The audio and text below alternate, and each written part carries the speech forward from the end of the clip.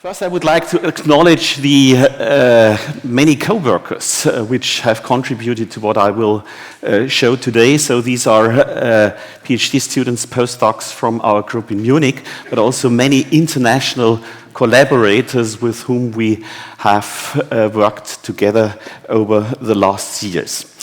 Well, short outline of what I want to talk about. I will give a very short introduction to the basic idea of immersed boundary methods. Talk about one issue which I think is important, the question of preconditioning, which is sometimes a rising concern about these immersed methods. And then I will go into applications.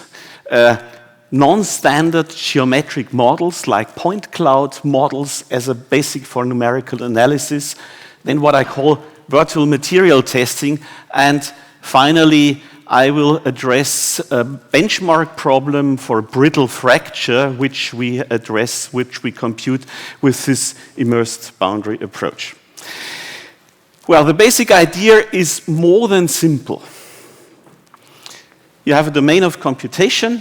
I usually explain it as a kind of potato where you solve elasticity equations or whatsoever. You embed it into a larger domain. This larger domain is then considered as your finite element-like domain of computation. So you generate elements, in the most simple case, just as a regular grid. Then to get back the original problem, you define an indicator function, which is 1 in the interior of the original domain and 0 outside. So you change formally the problem in introducing this indicator function alpha, but nevertheless it's still kind of a problem which is accessible to finite elements or to other approaches. Well, and you can use many approximation methods like, well, standard finite element methods in principle. You can use high order, low order methods. You can use a P extension going to increasingly high orders. You can use isogeometric analysis, and here you see already the connection of isogeometric analysis and these immersed methods. So if you translate this, then it means trimming of isogeometric structures. So this is, I think, a very important connection to what we have between these two approaches. Well, you can, of course, also use either uniform or locally refined methods, meshes. You can use regular grids, unstructured grids. The problem is still the same. Everything is in principle open. But, of course, there is no free lunch in the world. If you want to get good results, accurate results, you need to solve some problems.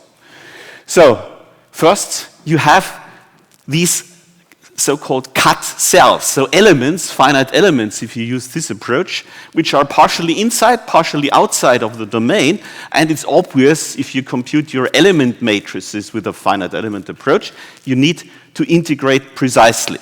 One problem. Next one, boundary conditions need to be treated typically in a different way because they are interior to the elements. Then, what I already mentioned, and I will go into this a little bit more deeply, if you have small cuts, then you may suffer from conditioning and stability problems of your solution. And, well, of course, if you have a regular grid, then you typically will have the need to make local refinements. That's nothing which you would get just for granted.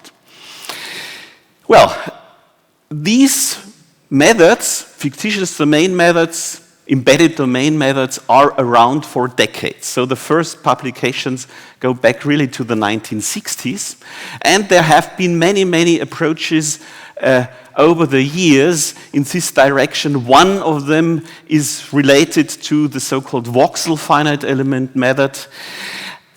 they did not really see a lot of success in computational mechanics, I think, these immersed methods, because, well, it was assumed and it was observed that you have low accuracy, you have not a uniform kind of convergence or something like that.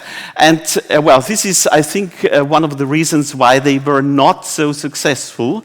The reason for this unsuccess is that some of the problems which I just mentioned were not, I think, not addressed in the right way. In the 2000s, things changed because these methods were again looked at from a different point of view. And here are again quite a lot of names listed under which these immersed boundary methods are around. One variant, we developed it in Munich, we called it finite cell method. I will address this in more detail. Another very similar approach is the CATFEM. Also, as I said, trimmed isogeometric analysis has a lot of connections to this. And also the Cartesian grid method, which was developed in Valencia by Nadal and co-workers, is going in this direction. Well, let me address two of the problems which are in there. I will concentrate on these today in my talk. These two problems, I already said it, are, well, stability and the question of local refinement, and we will use this then in the examples applications which I will show you. So, well, preconditioning. The problem are small cut cells, and there is a very, very nice PhD thesis in the Eindhoven group, which was just finished by Fritz de Prenter.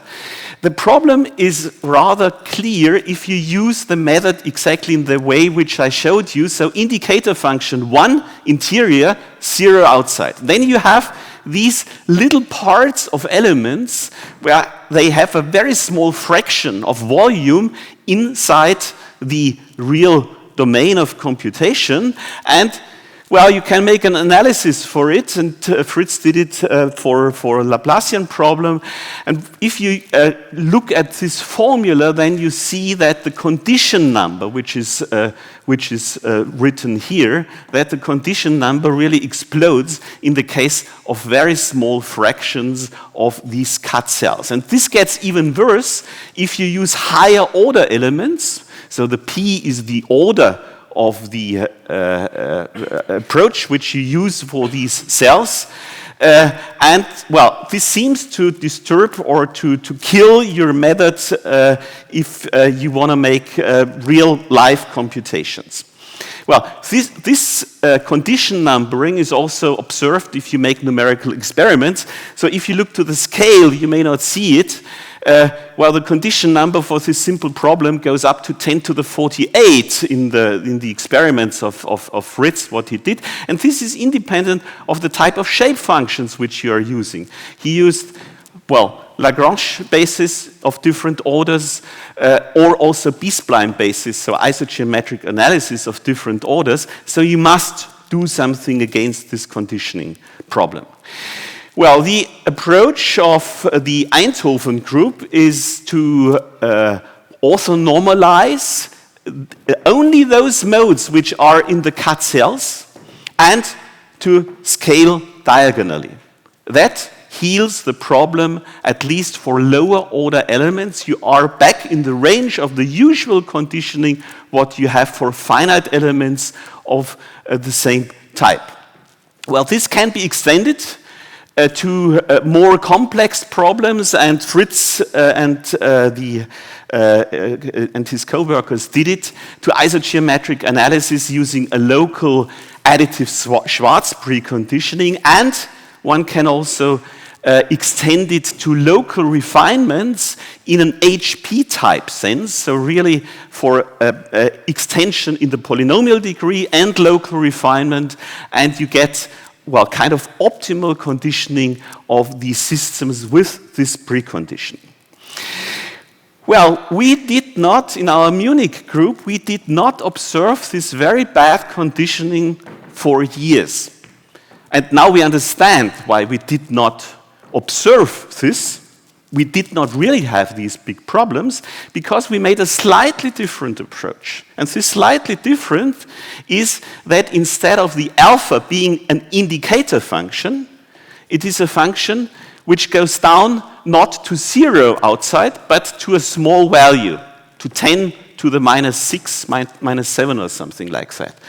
So from a mechanical point of view, this means you are embedding your domain into a soft domain, but still, well, it's a mechanical valid problem. And, well, this is one thing what we did, and the other thing, we made always a simple preconditioning. The most simple one is diagonal scaling, so Jacobi preconditioning, and this heals the problem for a moderate number of degrees of freedom. Moderate means up to, say, 1 million degrees of freedom. If we go beyond, and this is what we are doing now, and I will show examples, then you need more on the preconditioning in the sense of Fritz de Prenter. Well, what does this mean if you use this type of alpha function? It has consequences. So you add a small stiffness. You change your problem. Changing the problem means you have a modeling error. You solve a different problem, not the original one. Well, modeling error is yet something which is not so uncommon in our computations. So looking from the point of view of Strang's first lemma, we are performing a variational crime. But this is something what we also do, for example, if you make inaccurate numerical integration. As long as this crime is small enough, we are in the pre-asymptotic range, looking from the point of convergence. We are in a pre-asymptotic range where we just do not see this crime. And important, we have control about the size of this crime, and typically we can control it in such a way that for any engineering accuracy which we want to have, it doesn't hurt us. Well, as I said, in addition to a simple preconditioning with Jacobi, this solves the conditioning problem in a different way as with this local orthonormalization. Well, there is also, and this is very important, I think, a rigorous mathematical analysis by Monique Doge on the P extension, so increasing the polynomial degree for a fixed grid in this finite cell method. And if you look at this, then you see something astonishing. We see that for smooth problems, we get an exponential rate of convergence. So we get the optimal thing, what can be achieved by the P version, plus this square root of alpha. So this square root of alpha is just the modeling error. But this is what we have under control, meaning if you look at convergence curve, then you get an exponential rate, and then it levels off at a certain value to this alpha. Well, let me now address the next important problem, which I think is necessary to have available in a solution for these types of approaches. We need local refinement. What we are using here is what we call an HP refinement, meaning that we make an overlay of grids. You see it here in 1 dimension and in 2 dimensions, and this overlay has modes, higher order modes. You can do it for the P version, you can do it for isogeometric analysis, for B-splines, and it's constructed in a way that you, on the one hand side, have the continuity which you need, and on the other side, you have linear independence of these modes. Important thing with this overlay, you can construct an algorithm which works as nicely in 1, in 2, and in 3 dimensions, and it can be, and I think this is something which is very important, it can be coded in 3 dimensions. Adaptivity, in particular, if you have a margin type of refinement, is something in 3 dimensions which I think is quite delicate. I will show you examples for this. Well, this is now the point to come to applications, and, well, please remember what is necessary from the basic formulation of these immersed methods to compute element matrices. Well, you need a numerical integration, and for each integration point which you are defining, you need to know, is it inside or is it outside the domain? So this is the only information which is necessary to set up the connection between a geometric model and the numerical analysis. And this turns out to be a test, so the so-called point membership test, which is available in a very efficient way for very, very different types of geometric models. And one which looks crazy at a first glance are point cloud models. Well, so this is from a collaboration with a group in Turkey, with Almak. Well, they are working in the field of cultural heritage. So what you see here in this little video is a point cloud. They got it from laser scanning. You also could get it just from simple camera photos of your, and we did it from camera photos of your handheld camera. So this is a little bit more exactly. So you have a surface model of your structure. What is necessary, that is clear, you need to know what is the material inside the structure because you only have surface information. Well, what can be done now is to have this point membership test only on the basis of the point cloud. You don't need to generate from the point cloud a surface, make a finite element mesh, which would be for this structure quite time-consuming. You can do it directly on the point cloud. And, well, how you can do it, if you have a test point, here is an example in 2 dimensions. If you have a test point, you want to know, is it inside, is it outside? You search for the next, or to be honest, for the next, say, 5 or 10 points in the point cloud, which are defining your surface. And then just by looking at the angle between the vector, between test point and surface point and the normal, which is provided by these point clouds typically, then you decide you're inside or outside. Well, here are now results based only on this information of the laser scan. You see here the structure of this cistern in this basilica. You have columns which are strongly degenerating there, and what we can do with this hierarchical refinement, you can have the whole model, you can refine it in an a priori sense in this case, and you can make a computation just based on this point cloud. Well, we compared it with computations which they did in, well, a classical workflow, point cloud, surface model, generation of element meshes. So what took them 2 weeks was an effect was a matter of 2 hours in this computation directly on these point clouds. Well, the next type of geometric model which I would like to show you is one which is from its structure completely different. It's also image-based, but now based on computer tomograms. And what it has an extremely high geometric complexity. So this problem is coming out of a collaboration with Siemens, and we are investigating porous structures which are produced by additive manufacturing. So 2 types of structures, more regular ones, which you see on the top, and very, very fine-grained porous structure below.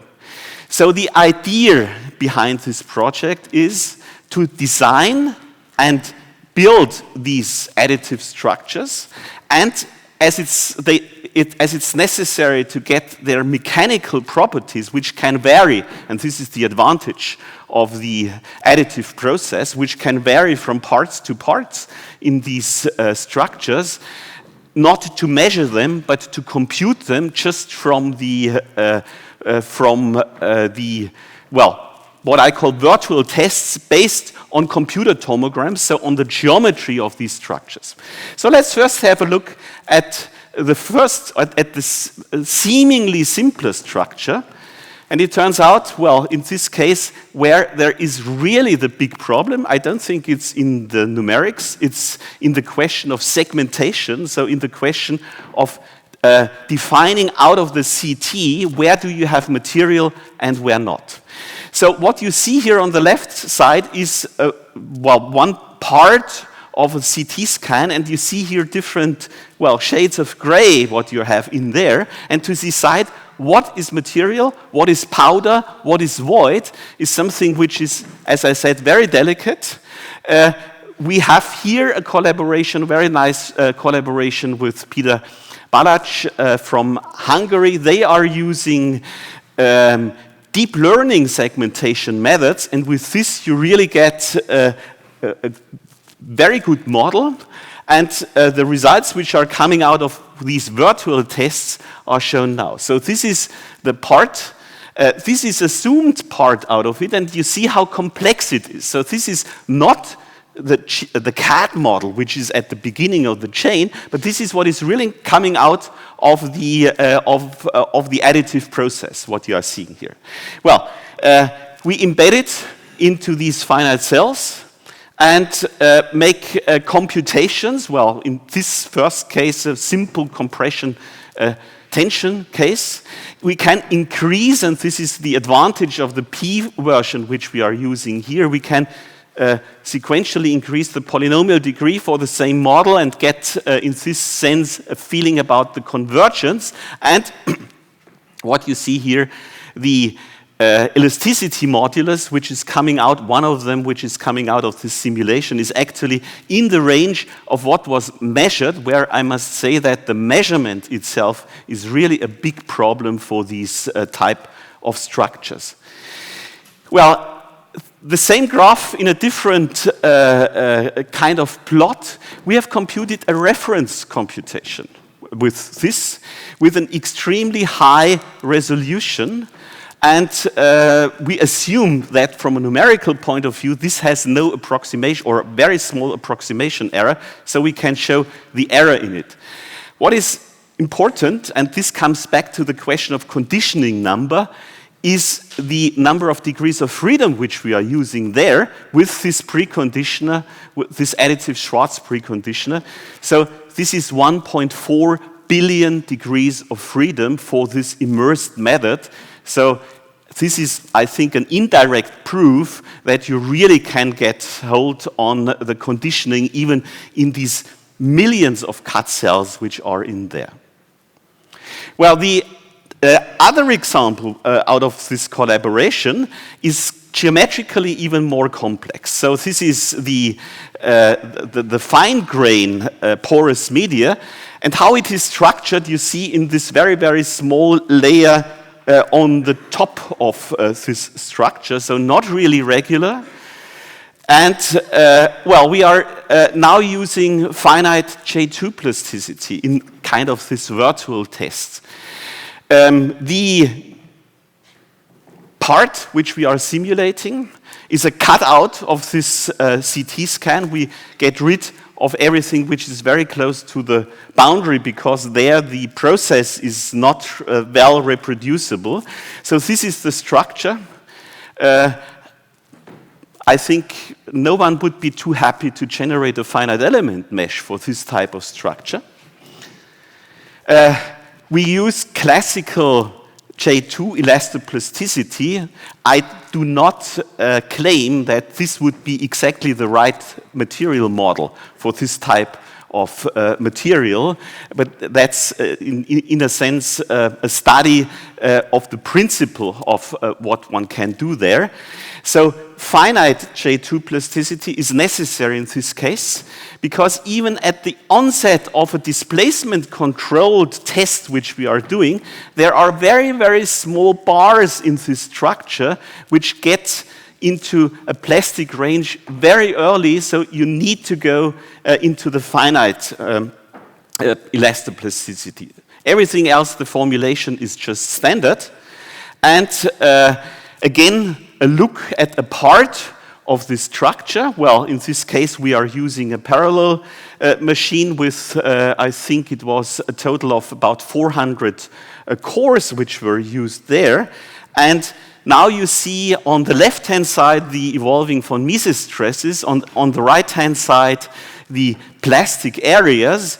The displacements are scaled so that you see the individual steps, but you already saw at the very beginning that you have these red spots where plastic parts arise in this structure, and it's getting more and more plastic, the overall structure.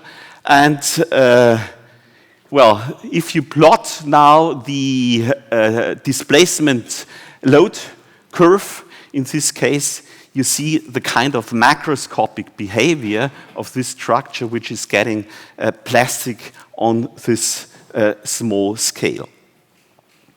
My last area of application, which I would like to show, is brittle fracture, and here I can refer a lot to the talk of Tom Hughes yesterday. This started in a collaboration with Laura De Laurentiis and her master student at that time, Shindu Nagarjaya. And well, we are using what one could call today a classical phase field model. So classical in that sense that we use a second order model, not the fourth order model, which was discussed yesterday in detail by Tom. The principle is yet the same. So we augment our elastic equation by a phase field equation, a phase field parameter which can vary between 0, meaning fully cracked, to 1, meaning completely intact. We have a degradation function. This is also a classical one which we are having here, and an energy dissipation function. So this is just what is used very often today in literature. Well, the scheme itself is a staggered one. What it is necessary, as we are using the immersed method, we need to modify the weak formulation because we need to take care about all these voids or all these parts which are not in the domain of computation.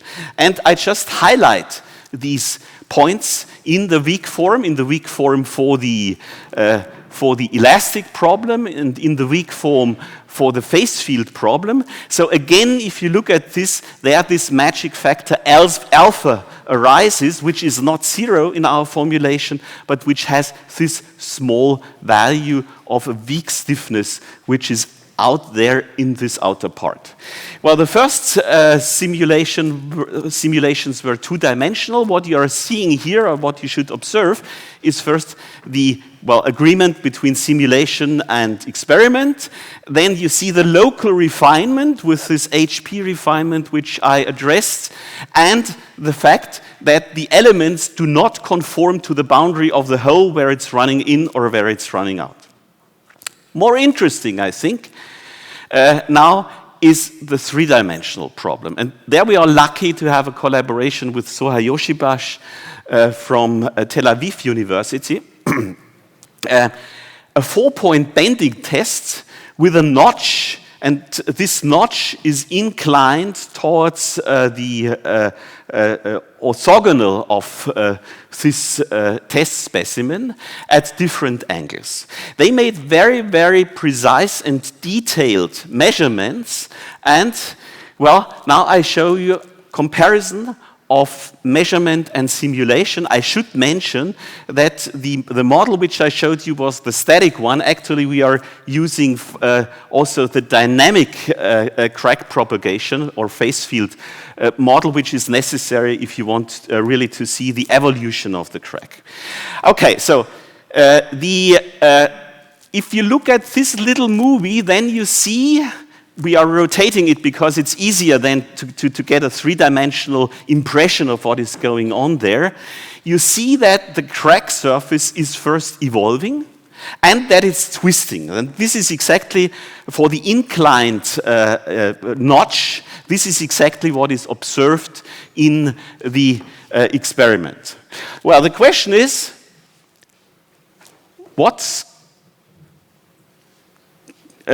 how good is the correlation between the experiments and the numerics? So first, experimental result for the failure load. So here you see different lines which corresponds to different experiments for different angles of this notch which we have there.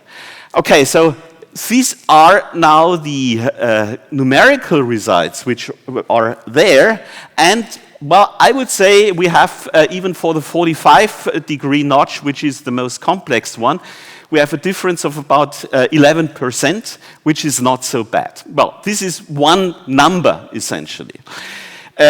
Question is, what about the surface of the crack? And what you see here on the left-hand side are the surfaces, the simulated surfaces. On the right-hand side, you see the broken specimen, in this case for a 30-degree notch angle. We have sprinkled this specimen with white dots in order to be able to derive, well, a digital model of this one.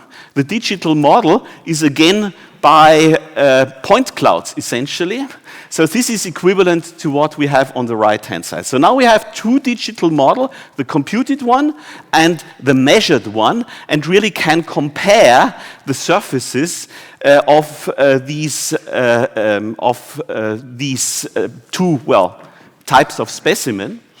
And we can introduce a measure of the difference of the surfaces. So this is in principle the sum over the difference of test points which we are having there.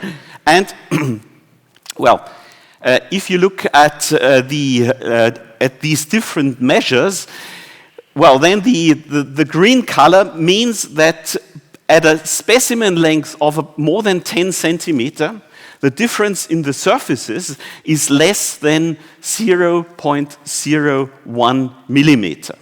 It goes up to a little bit more than 0.15 millimeter in the upper left corner. This is actually that corner where it breaks off latest and where it's questionable if this type of crack propagation is still from a mechanical point of view valid. Well, to look into more details, I have two time spots which we are seeing here. On the left-hand side, 1/1000th of a second. On the right-hand side, a little bit later, so 106 microseconds later. So what is, you see the notch, and on top of the notch, you see, well, this red roof type of structure. These are all the voxels, and we use a voxel type post-processing to visualize where the crack is or where the phase field is below 2%. This is our criteria for crack is opening in these computations.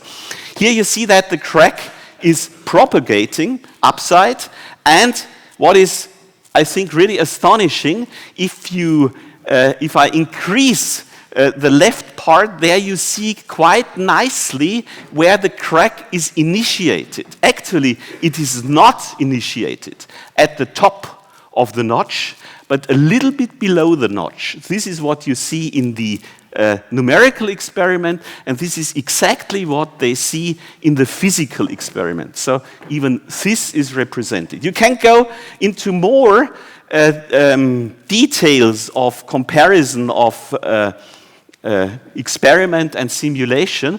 But what I show you here again to be able to see the three-dimensional structure of what we are having. So this is again the crack surface for this twisted crack surface for one case.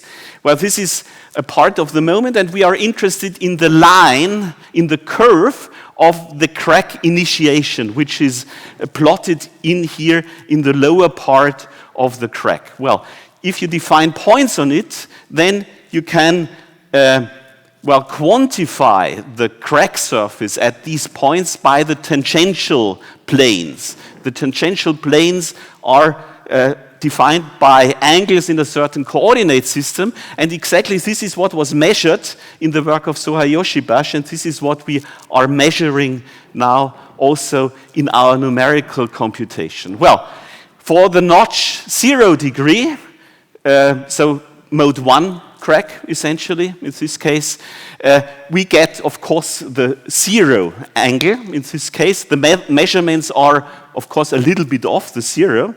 but in good agreement. For 30 degree, we observe, I think, also a very good agreement between numerics and experiment, and the same for 45 degrees. Well, we have just submitted these results, and if anyone is interested in these data, the surface data, the description of the experiment, this is available so that every other method can have a look at the possibilities to reproduce these experiments which were done by Soha Yoshibashi. Well, the overall project goes a little bit on. The final goal is, in this case, bone fracture. We have first results. So these are, and these are already, this is already my last picture. These are, at the moment, I would say, only qualitatively comparable with experiments.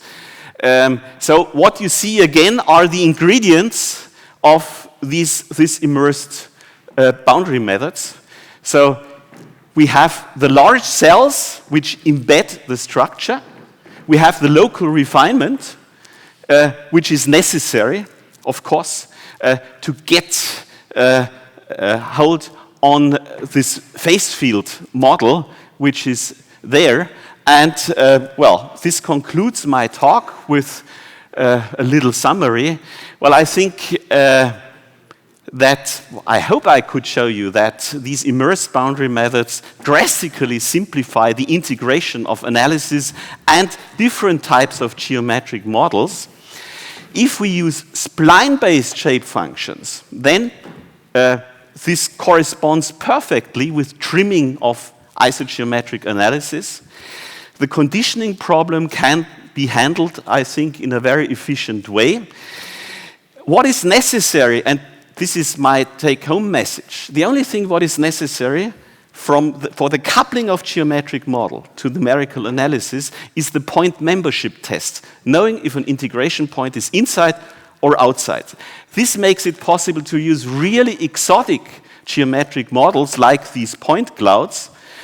I've shown extensions to nonlinear problems, and, well, this benchmark shows that we really can reproduce experiments at a very high accuracy. So thanks a lot for your attention.